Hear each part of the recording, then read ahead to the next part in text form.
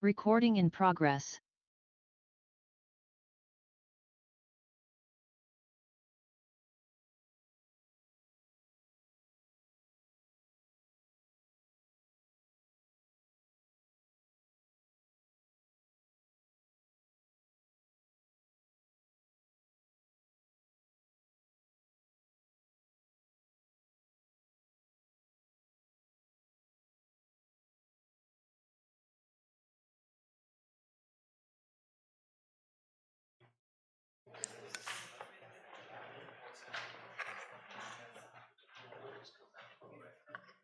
Should be back.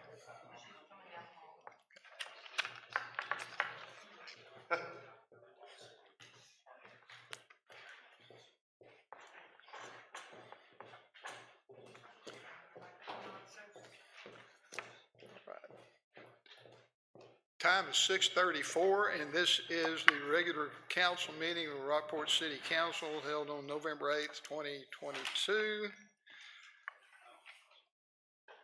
Have a roll call to establish quorum. Ward 1? Present. Ward 2? Here. Ward 3? Here. Mayor here. We do have a quorum present. Will you all stand and join us in the Pledge of Allegiance led by Danielle? I pledge allegiance to the flag of the United States of America and to the republic for which it stands, one nation under God, indivisible, with liberty and justice for all. Thank you. See. Next item on the agenda is citizens to be heard. At this time, comments limited to 3 minutes will be taken from the audience and from persons who have signed the speaker's card located at the table at the back of the training room of the Service Center and delivered to the city secretary before the meeting begins, or written comments received by 4 p.m. on the day of the meeting on any agenda item and any subject matter will be read and summarized in the minutes of the meeting. Persons wishing to address the council and who have registered using the citizen participation form will have up to 3 minutes to speak. In accordance with the Open Meetings Act, council cannot discuss any action or take any action on any item that has not been posted on the agenda. While civil public criticism is not prohibited, disorderly conduct or disturbance of the peace is prohibited by law will be cause for the chair to terminate the offender's time to speak. I have one card from Christy Rutledge.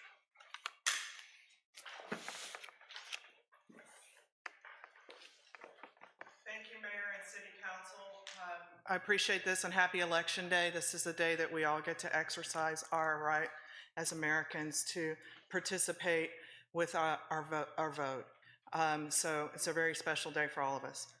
I want to talk to you about the same subject and citizen input. Recently came to my attention that citizen input has changed here at City Council, and I emailed all of you. You were all on the email chains, and I was asking questions. You all know that I participate in City Council meetings, dozens of them, and I sometimes speak on multiple items. And you know that the procedure has generally been 3 minutes per agenda item. Citizens had an opportunity to speak. So I was a little confused when I submitted my comments and they came at the beginning of the meeting. I asked questions. Then I learned that the procedure, the policy has been reinterpreted. It hadn't changed, but it's been reinterpreted, and that it never came before council for approval. So I know you can't talk about this tonight, but it feels a little personal, but it's also a little upsetting because I'm participating often, and it feels like my speech is being limited. Sometimes Mr. Hutt participates, and it feels like his speech is being limited by this new policy that only allows 3 minutes for all agenda items at the beginning of the meeting. Or you can submit your comments, which only give you about 90 seconds worth of participation on any agenda item. So there's some flaws. But what's really bothering me is that limits everyone else who wants to speak. I have been to meetings where 30 or 40 people have come over the Rockport drainage issue when the country club flooded. There were a lot of people packing this room, and they had things to say. And if this new policy, 3 minutes, 30 minutes max at the beginning of the meeting, for all citizens, you're trying to punish me, but you're punishing everyone else in the city of Rockport. I want this to come back to, I want my city council rep and my mayor to put this on the agenda, the next agenda, and I want this new procedure to be talked about and voted on by all of our elected representatives, because I get it, you're silencing me. And I see it in the newspaper, I see it everywhere, I hear the chatter, we're long-winded. I get my 3 minutes, I pay my taxes, and I've been doing that for 20 years here. But I should have the ability to give input on other items as well, and you've restricted that severely, but you've restricted everyone, potentially for generations to come. So bring it back, and let's have an open discussion on how you interpret. Thank you, Ms. Rutledge.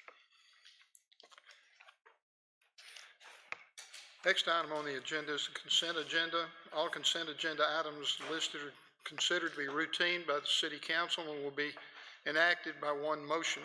There will be no separate discussion of these items unless a council member requests so, in which event the item will be removed from the consent agenda and considered in its regular sequence on the agenda. Council, do we have any items we wish to remove? Move to approve the consent agenda as presented. Second. Have a motion and a second. Any further question or debate? Call for vote. Ward 1. Aye. Ward 2. Aye. Ward 3. Aye. Mayor, aye.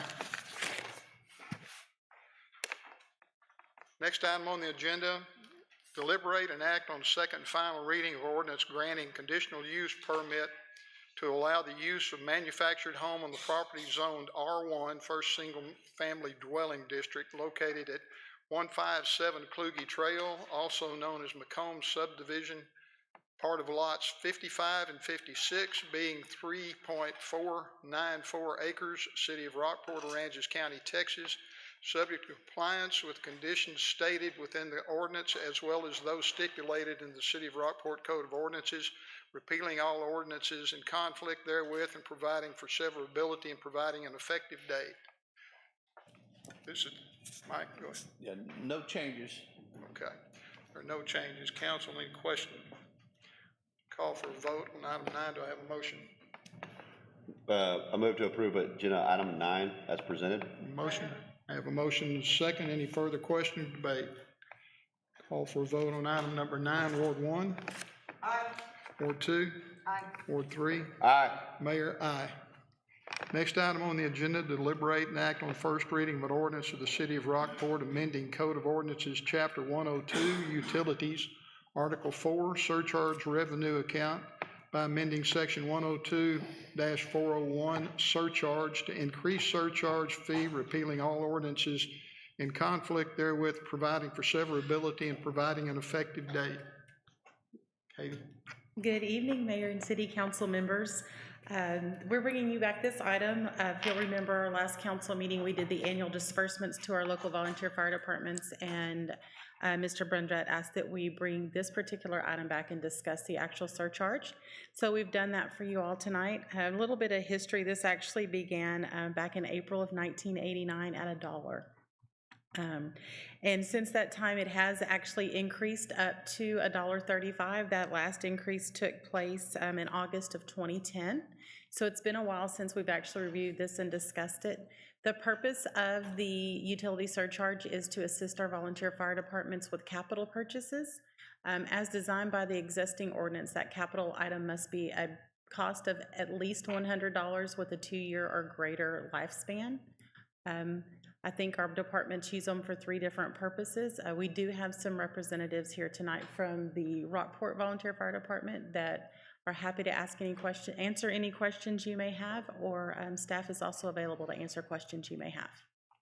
I did provide for you all an estimate that if we were to increase the existing participants, which is 9,939 participants, if we were to do a increase of 5 cents per month per household, that would equate to approximately just shy of $4,000 for the Rockport Volunteer Fire Department annually, just shy of $1,200 for Fulton, and it would leave an additional $115 for Lamar. So, and it is based off of participation based on the utility bills. The difference is in Lamar is specific to those in the peninsula that have the natural gas connections rather than water. Okay. Council have any questions? Any questions for the fire department? The question before Councilmember Dre goes on. All right, I'll champion this one. So if we do a 5-cent increase, 4% per connection, Rockport Volunteer Fire Department gets $3,900. That buys one set of bunker gear. Fulton gets $1,100. That doesn't get us very far. The local volunteer fire departments provide us a very economical service. If we were to try to take this over with either the city or the county, something like that, we would have a substantial tax increase to be able to provide the same level of service and or just provide the service to the tune of, I would say, 10 cents, on the ad valorem, something like that. So the 5 cent, I just don't think gets us there as far as what some of the needs may be. As we all know, everything's getting more expensive, and I just don't know that we're meeting all their needs of the fire departments. And I would please have the chiefs come up here and speak on it, but I just, if they have other needs, what can we do to help? The other thing would be the city retains the 5%, so 9,000, right? Is it, yeah, we retain $9,876 of the collections as an administrative fee. I don't know that we necessarily need to keep that. Yes, there is a little bit of legwork in there as far as in the utility department with the collections, but I think some goodwill could be had by passing that along to our departments. So I don't have a proposal for you of what cent increase I would be comfortable with right now. I would love to hear what everybody else has to say before I say, hey, let's make it $20 or whatever. But that's what I have to say. And if the chiefs would come up and could give us a little. Can I interject? Yes, ma'am. I had asked Katie to give you that 5-cent increment so that you would know that every 5 cent that you chose, this is what it will just double. Gotcha. So Okay. that's just an increment provided. It's not a suggestion. We've left the ordinance blank, Yes, so ma'am. you can do. We prefer you keep it in 5-cent increments just because that's easy for us. Mm-hmm. But the ordinance is blank, so if you vote tonight to up it 20 cents, it's times 4 over here. Yes, ma'am. The other part is we can get the information and table it and bring it back if you want to gather more data. It doesn't have to be all or nothing tonight. Yes, ma'am. Other question or comment? So for first question, in here it talks about that we currently have no wholesale customers participating. Can staff elaborate on that? Who is that and why are they not participating? So a few years ago, and I'm not sure why the decision was made by Mr. Caruth to allow our customers to make the choice whether or not to participate. I have not been able to locate why that happened, but at that point in time, many of our customers chose not to. We have over 11,000 connections, if that gives you an idea, close to 12,000 at this point. And as you can see, there's about 2,000 of them not participating. So that would be the scenario there. Our wholesale customers, we actually have 2 that provide water. It used to be Copano Heights and Copano Ridge, but now they are under they've been bought by a larger company, and it's, I believe, Southwest Water or something of that sort. I can't remember off the top of my head. Okay, thank you. And that's what I thought.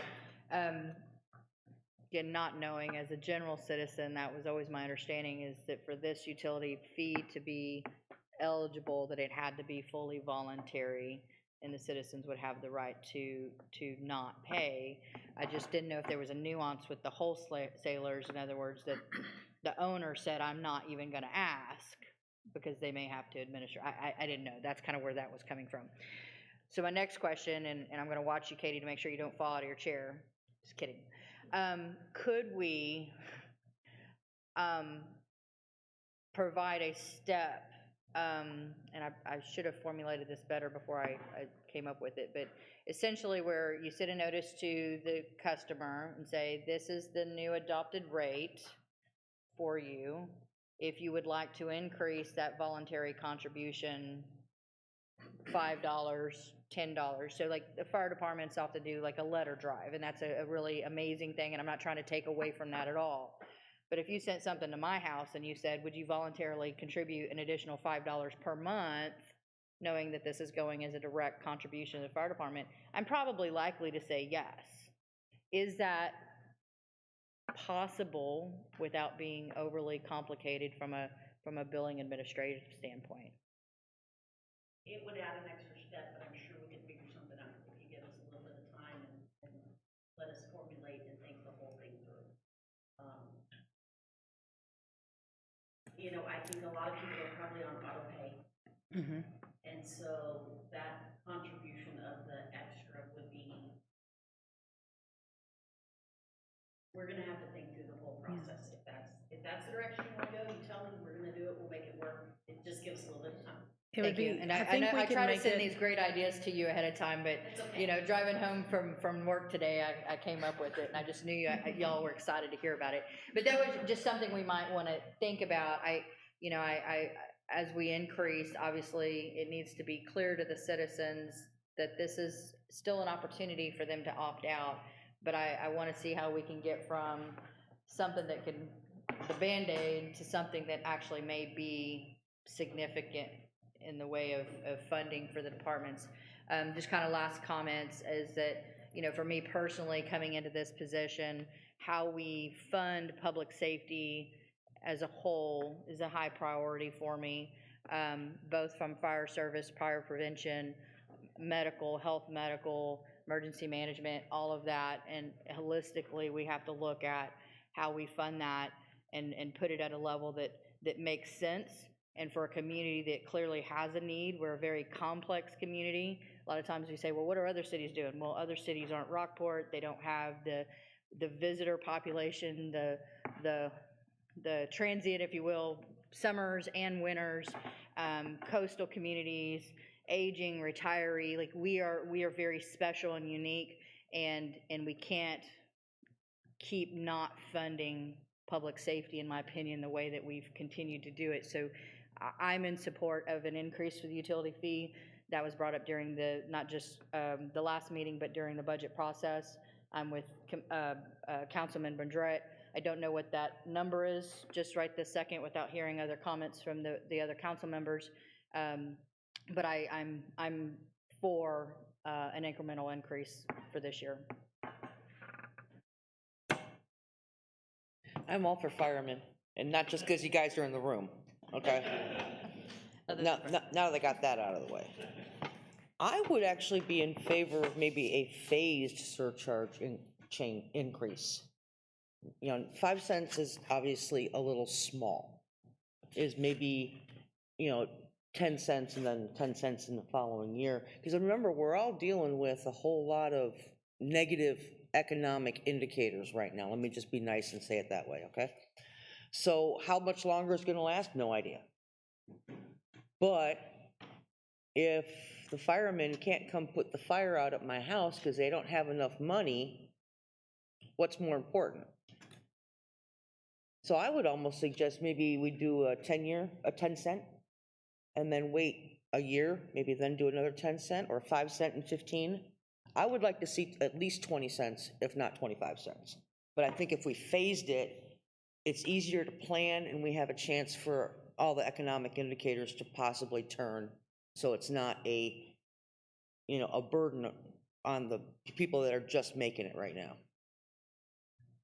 So that's my thoughts on that. Just throwing an idea out on that, we could do 5 cents every 6 months, cap it at $2. I don't know how high y'all want to go, but you know, there's, like I said, the decision doesn't have to be made tonight, but going on the phased approach. Well, let's look at let's bring those back to council, what we kind of half discussed. I love the 5 cent every 6 months until we get to $2 actually I think would be a fair number. I mean, that's still a lot cheaper than, like Brad said, that we get a fire district and have to have 10 cents added to our ad valorem that we're already paying too much for. So, you know, and that way, you know, it gives the guys in the back there a chance to plan for what's coming, and the citizens to plan for what's coming. And 5 cent increments aren't gonna hurt a whole lot in the long run. I appreciate the fire departments too. Y'all guys do a great job, and I've told you.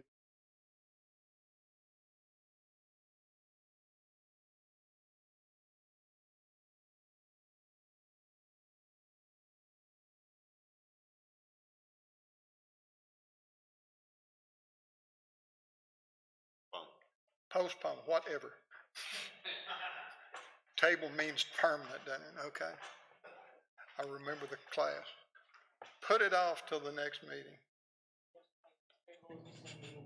I make a motion to postpone this agenda item until our budget director, city manager can come back with a couple of options that we can look at. I have a motion, to have a second? Second.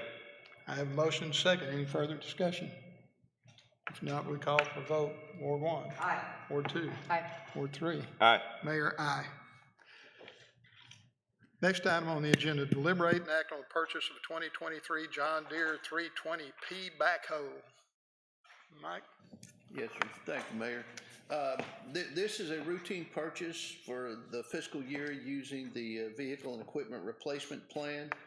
This is replacing a 20-year-old unit, and the current unit will be relegated to a backup unit, a reserve unit, and will stay in our fleet, so to speak. But this comes to you for $143,131.38, and we are using a buy-board source. It's called Sourcewell, and the money is in the budget. All right. Questions? Move to approve item 11 as presented. I have a motion. Do I have a second? Second. I have a motion and a second. Any further discussion or debate? Can we try it out? Sure. Okay. Call for vote. Ward 1. Aye. Ward 2. Aye. Ward 3. Aye. Ward 4, not here. Mayor, aye. Thank you. Next item, number 13, report from the city manager. So I actually don't have a report for you tonight, but I wanted you to know that these are two things that you'll be getting from me going forward. At least every other council meeting, you'll have a project update and a budget update. And I want the ability to, at least for you to ask questions and discuss those things. That's why they're on the agenda. So while I don't have anything for you, if you have specific questions for me, I'll be happy to answer them on either of these items. Any questions? If not, go ahead.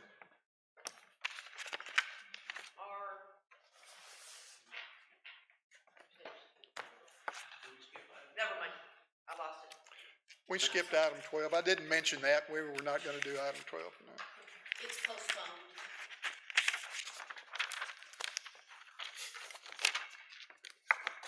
Whatever. All right. Next item on the agenda is information from council and so forth. On the wrong page here. Anyway, report from council. I was right in the first place. Okay. I have one. Friday is the most important day of the year, Veterans Day. November 11th at 11 o'clock, Veterans Memorial Park. We will be having our Veterans Day ceremony. Everyone is welcome to attend. There is also a free spaghetti dinner at the American Legion, lunch at the American Legion afterwards, starting at 11:30. So I expect to see the fire department, the police department, and the publisher of the Rockport Pilot. Minimum.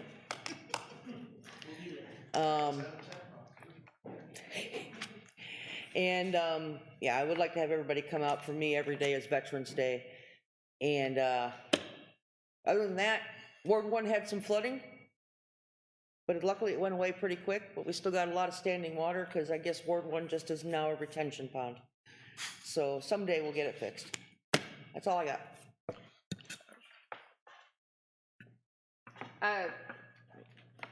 Today's a good day. It's election day. Hope everybody went out and exercised their citizens' right and ability to vote. And I'm going to drag this out just for Ms. Jackson. No, I'm kidding. The Stormwater and Floodplain Management Advisory Committee met yesterday. I did attend, but I'll defer to Mayor for comment on that.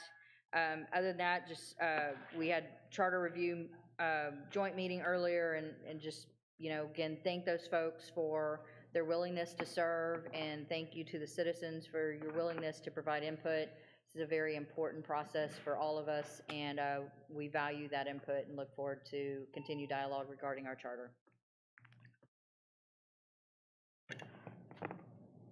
Nothing to report. I want to keep it nice and short, so some people can go home and look at results. I've got one thing. The Stormwater Floodplain Management Advisory Committee met the other day, and we talked about a lot of important things. But one of the things that's discussed at some length was Little Bay and the ski basin area down there, and what the water quality is, and the seagrass dying off and so forth. And I think one of the most interesting things that was brought up was that after a lot of study and a lot of work done by people that are knowledgeable and experienced in dealing with these issues, there is still no firm idea on what exactly it is that is causing the problems. And it may be a lot of things. There are a lot of processes being considered by the county, by the NAV district, by the city, and by the town of Fulton, and things that are going on that may help, which will include rerouting some water that will run off into Aransas Bay instead of the Little Bay area. And some of those things may help, but a definite solution to the problem hasn't been determined yet, and we're still working on it. And just to say this, I agree with the town of Fulton and with the Navigation District. This is an important issue, and we need to find out what the problem is so it can be fixed. Little Bay is important to the people that live here. I don't have another word to give you. We were going to have an executive session. We will meet in executive session pursuant to provisions of Chapter 551 of the Texas Government Code, in accordance with authority contained in Section 551.071, consultations with attorneys seeking advice from an attorney about pending or contemplated litigation or a settlement offer, and on a matter in which the duty of the attorney of the governmental body under the Texas Disciplinary Rules of Professional Conduct of the State Bar of Texas clearly conflicts with this chapter, Burnside Services Inc. and Concho Street Drainage Project, and Section 551.074, Personnel Matters, Deliberate Appointment, Employment, Evaluation, Reassignment, Duties, Discipline, Dismissal of Public Officers or Employees, to wit, the City Secretary, Evaluation, the Municipal Court Judge, and Municipal Court Administrator evaluations. We are in executive session. It is 7:01.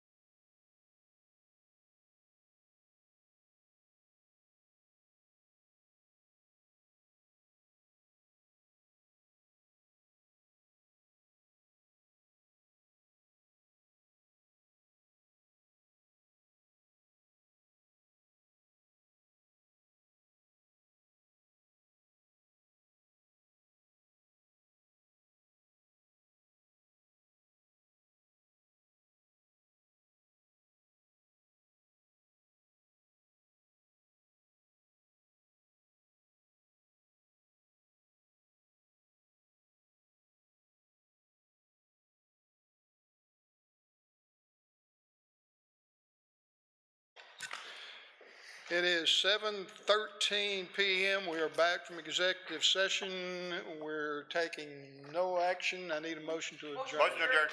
Have motion, you're adjourned. So who did what? We'll split it. She can get it, I'll take the second.